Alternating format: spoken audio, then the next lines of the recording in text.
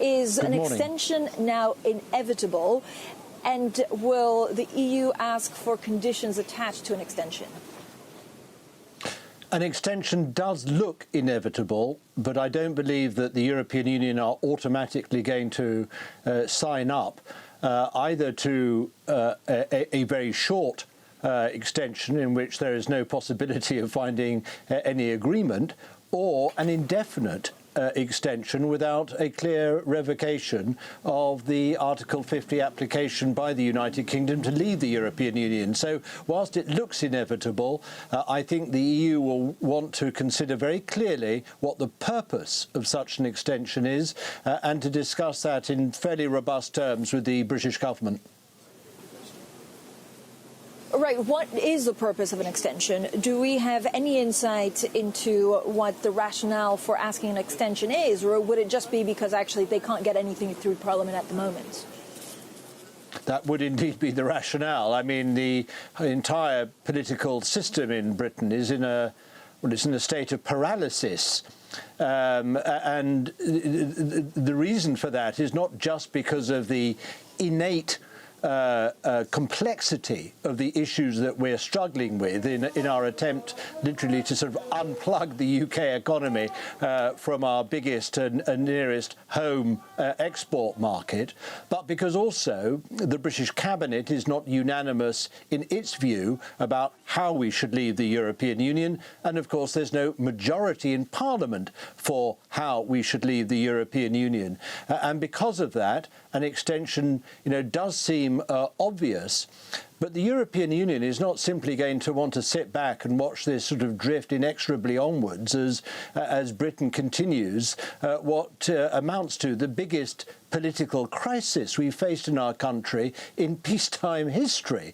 They have their own lives and work and their own affairs to get on with. And I think that, that the prospect for Europe of just having Britain sitting here on its doorstep, not being able to sort of go forwards because, as things stand at the moment, without a deal would simply blow up the British economy, but unable to reverse either under this Prime Minister because that would result in sort of blowing up our own Conservative Party. The European Union is not just going to sit back and allow this just to continue indefinitely.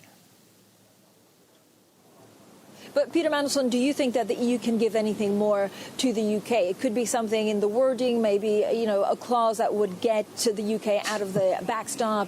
If, the other side were unreasonable, are we now talking legal terms, or is it just that Parliament can't agree? Look, there is no wording that could finesse what is a fundamental difference within the cabinet and within Parliament between those who are the sort of basically the hardliners who want a sort of a clear-cut clean break between Britain and the European Union, and those who want not the sort of all the wiring to be pulled out in that way, but a more sort of surgical, calm, rational period of adjustment over time. Difference between those who feel actually, the huge disruption that would be involved in the first course is one that we could live with and get over fairly quickly, and those who believe it would be tantamount to pushing Britain and its economy over a precipice into an abyss below.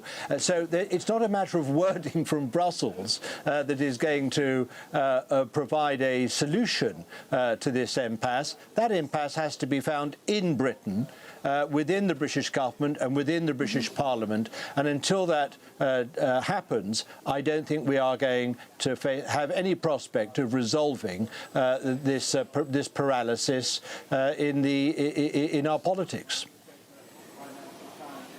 So let me give you 4 options on how we could get over the impasse. First, a new Tory leader. Second, general elections. Third, a no-deal Brexit. Or fourth, a second referendum. What do you think is more likely?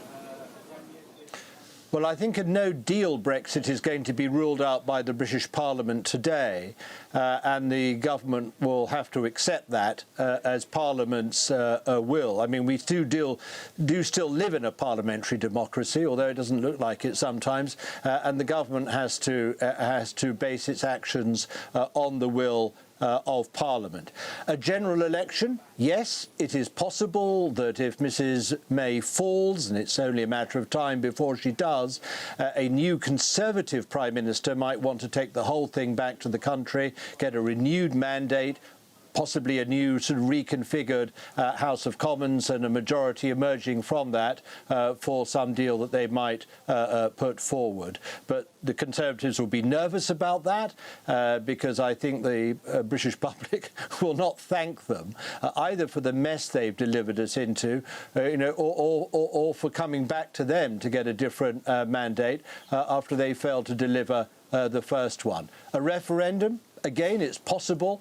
I don't relish the prospect of that, but I think that actually it's now a matter of political necessity, almost legitimacy, for any outcome in this Brexit process that it is finally signed off by the British public. I think unless the British public does this, there will be no ending to the struggle, the battle that will continue between the different political points of view in Parliament. At the end of the day, the British people launched Britain on this process of Brexit, and I think at the end of the day, whatever that determination is, and we have to live with it either way, the British people are going to have to sign it off.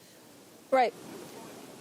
But what can Labour do in all of this? So we heard Jeremy Corbyn that first wanted general elections. Then he seemed to be behind the idea of a second referendum. And then yesterday he's going back to the general election.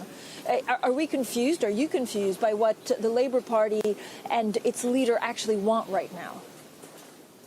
Well, I'm a member of the Labour Party, but I don't speak for it. I think that the predominant opinion in the Labour Party is that we must have the least disruptive form of Brexit, one that mitigates, reduces the risks and the inevitable damage to our trade and to jobs and to livelihoods. But that, of course, is not an option that Mrs May is putting to the House of Commons and is not one for which they can vote.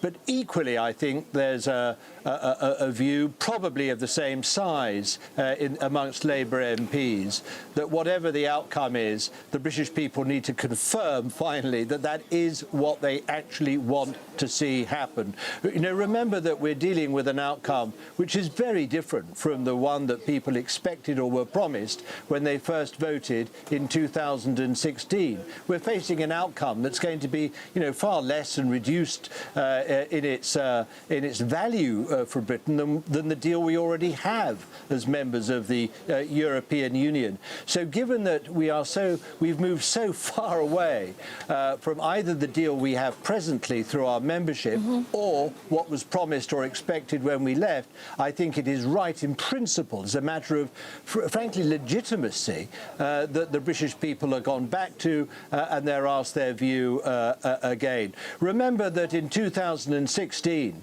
there was a very narrow difference between those who voted for Brexit, which was about 17 million people, those who voted against, which was about 16. Actually, the greater number, 22 million, didn't vote at all. Lord Peter Mandelson,